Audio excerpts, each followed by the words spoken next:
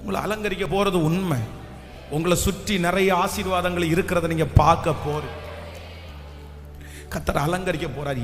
எது உங்களுக்கு அலங்காரமா கிடைக்கணும்னு நினைக்கிறீங்களோ அந்த அலங்காரத்தை ஆண்டவர் உங்களுக்கு தருவேன் என்று கர்த்தர் வாக்கு கொடுக்கிறார்.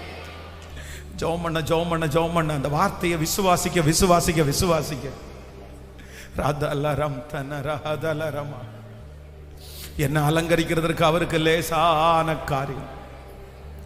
என்னை அலங்கரிக்கிறதுக்கு அவருக்கு லேசான காரியம். சொல்லுங்க, என்னை அலங்கரிக்கிறவர் உன்னதமானவர். ஆண்டவரே, என்னை அலங்கரிக்கிறதுக்கு வல்லவர்.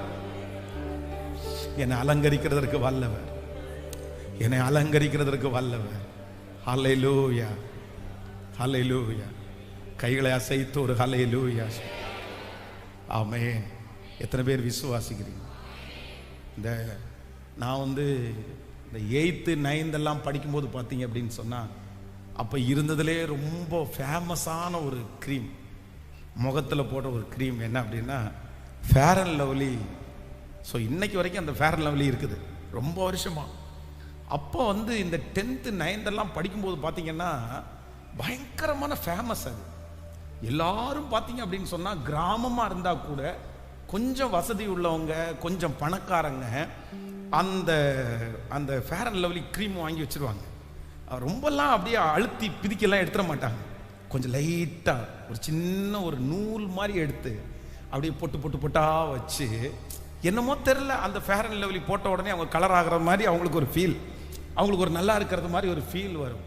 அப்போ நான் அப்படி யோசிக்கிறேன், ஒரு ஒரு பணக்கார வீடு, ஒரு கோடீஸ்வரரார வீடு. ஸோ அந்த வீட்டில் ஒரு நாள் அந்த வீட்டினுடைய கிளீனிங்காக அவங்களுடைய அந்த பழைய பொருட்களை எல்லாம் அவங்க எடுத்து போட்டு அந்த வீடை பெயிண்ட் பண்ணி சுத்தம் பண்ணுறாங்க. அப்போ இந்த பழைய பொருட்களை எல்லாம் அவங்க வெளியே தூக்கி போட்டு அதை யாராவது வேணால் எடுத்துகிட்டு போகலாம். அப்போ நான் ரொம்ப வறுமை, அப்போ ரொம்ப வறுமையில் இருக்கிறேன். அப்போ ஒரு சாக்கு பை போட்டுட்டு ஒவ்வொரு வீட்டுக்கு பின்னாடி போய் இந்த பழைய பிளாஸ்டிக் பொருட்களை பொறுக்கிறது வழக்கம்.